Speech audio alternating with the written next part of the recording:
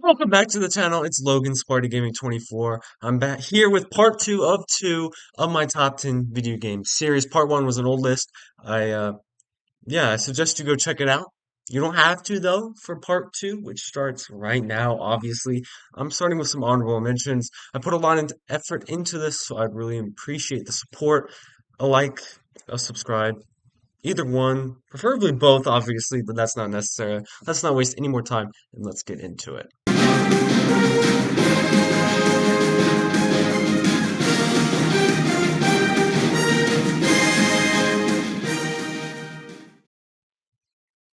What a way to start off NCAA Football 13, easily my favorite sports game of all time. And it's pretty easy to see why. I mean, I think the game is far better than NCAA Football 14 and the newest game. That's a hot take, but it's just a fact. You look at 25 and how stripped down the game is compared to a game like 13 with mascot mode, one button mode, coach mode, high school, and road to glory. The list goes on and on. The game's also very nostalgic for me, and it was the game that helped me get to NCAA Football 25 instead of 14, like most people. What a way to start the list.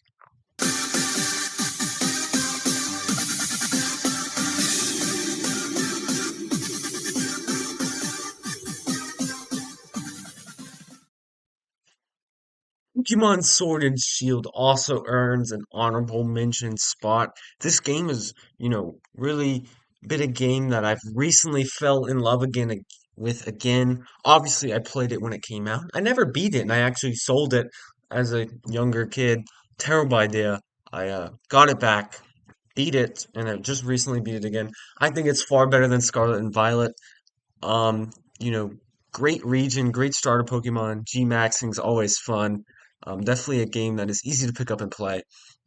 It deserves a spot.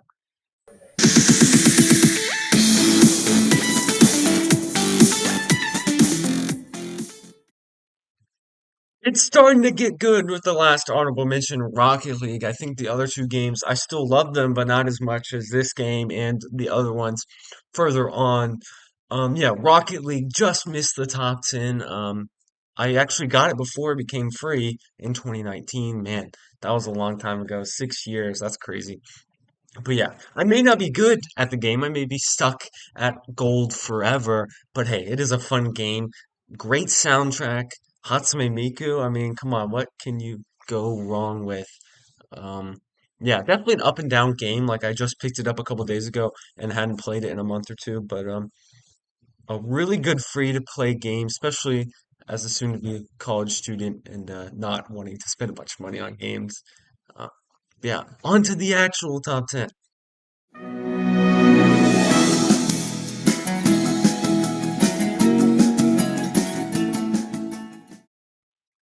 At number 10, Sims 4. Man, this is a controversial game.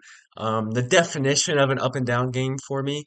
And it all has to really do with EA themselves. For those who understand, like Sims 4 and expansion packs and all that, you understand the feeling. Like, I don't want to pay $40 a bunch of times, not just once, to get core gameplay. But nonetheless, I have been enjoying playing base game again. I have expansions, but I can't access them. That's a long story. That's besides the point. I've been achievement hunting on the game recently, and it's been really fun. But trust me, I want this game to be taken out of the list. If we can get other games that are being made, that are being published in betas, to overtake it, to come out on console, I will be happy. But for now, Sims goes in the top 10 because it is a solid game, and I just have good memories.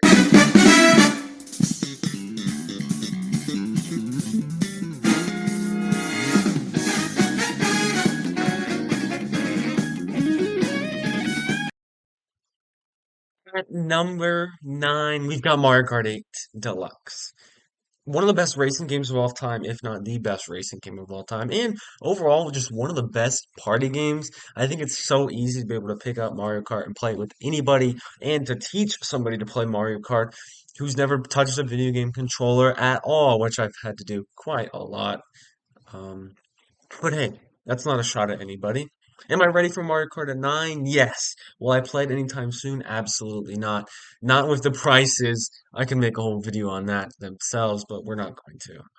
Maybe I will. I don't know. Anyways, I think the expansion really saved this game here and helped it get put on the list. Without it, it's basically just a repeat of 8, and I don't think it would make my current list. I know I put it high on my last list, but things change in a short amount of time.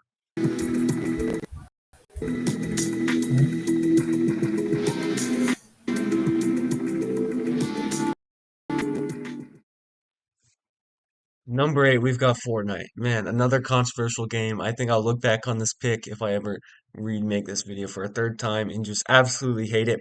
Fortnite is barely holding on. I mean, I haven't even touched this new season. Again, like Sims 4, it's the definition of an up and down game. It really obviously depends on the Fortnite season. Like the season before with Hatsune Miku, and the cherry blossoms and the whole Tokyo theme, if I can remember correctly. That was a good season.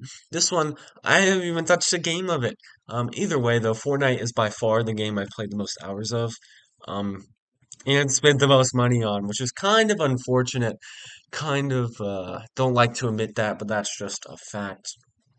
It's crazy to me how much it's changed from chapter one, two, three, four, which I played with like OC original characters, and to have Hatsune Miku shooting a gun at Sabrina Carpenter while dodging a car by Darth Vader. I mean, you could make that comparison on and on and on with all these people. So crazy, so crazy. Yeah, Fortnite's number 8. Colors weave into a spire of flame. Distant sparks call to a past still unnamed. Bear this torch against the cold of the night. Search your soul and bring awaken the undying light. At number 7, it's Super Smash Bros. Ultimate. I mean, Life Flight's so good that I extended the time you guys heard it. Um, yeah, just an amazing game. Like I don't even know how to describe it. I was playing it last night online, and by the way, I'm terrible at the game, so that's not the reason I put it this high. It's just so fun to play. Hi, Gracie May. Who's a good girl? Yeah, like I could listen to Life Flight all day. Being able to, have all those Nintendo characters and all those pop culture characters together is just such an amazing thing. Sakurai, I hope I'm saying his name right. Amazing. Um, we'll see if there's a new one on the Switch too. I don't think so. Either way, though, Super Smash Bros. Again, such a fun party game.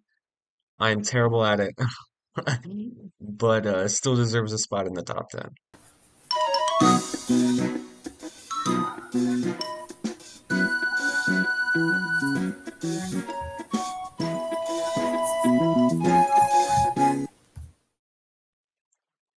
Number 6, we've got Pokemon Moon, easily the best Pokemon game of all time. That's completely biased, obviously, at number 6.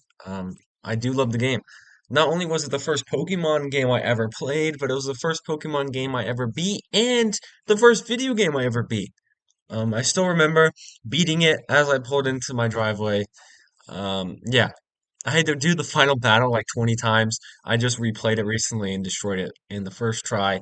Just shows you what happens with age. But nonetheless, it's such a great game. I would love a remastered edition. Will we get it? Probably not. Poblio, by far my favorite Pokemon. Evolution, starter, all things. It's so amazing.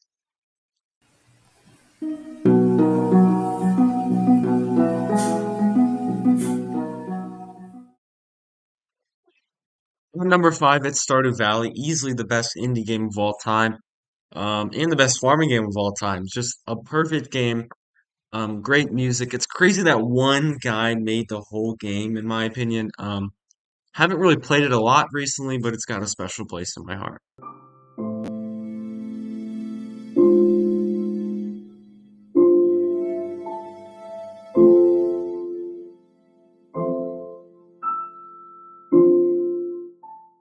Number 4, we've got Minecraft, easily one of the greatest games of all time. Obviously, That's my opinion because I put it so high.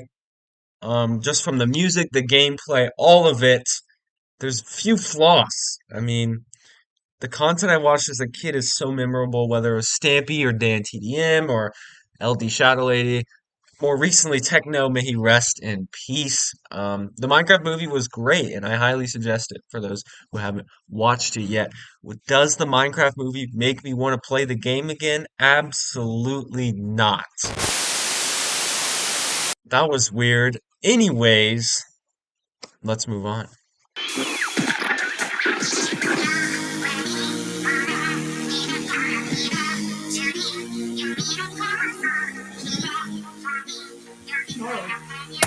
Very fittingly, at number three is Splatoon 3, easily the best game in the trilogy. One of my favorite stories of all time took place in this game. The expansion is pretty solid as well. I gotta say, the Squid Sisters absolutely carry as always. Um, Much to my sister's, throwing up in the corner over here as I talk about them. But hey, Splatoon music is some of the greatest video game music of all time and you cannot tell me otherwise. I hope since the past one last Splatfest, that means we get a remake on the Switch too, or something like that. I don't even really play online just because I am bad and it's unplayable, but the storylines and just everything and how it connected the other two games puts it right at number three.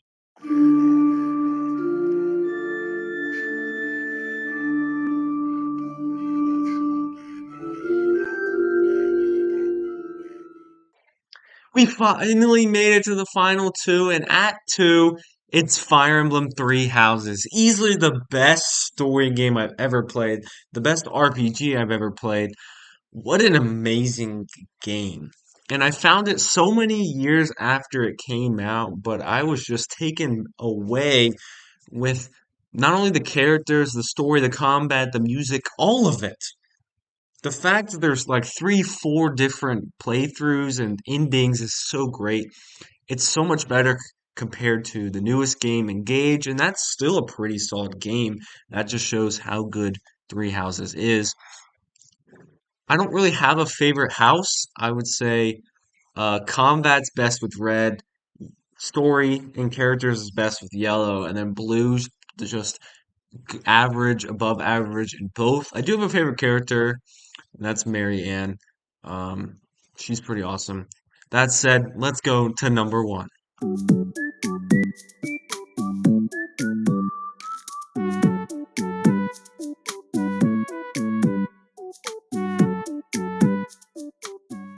It's Tomodachi Lifetime, baby. That's all I've got to say. I mean, not really, I'm kidding, but number one, of course, is Tomodachi Life.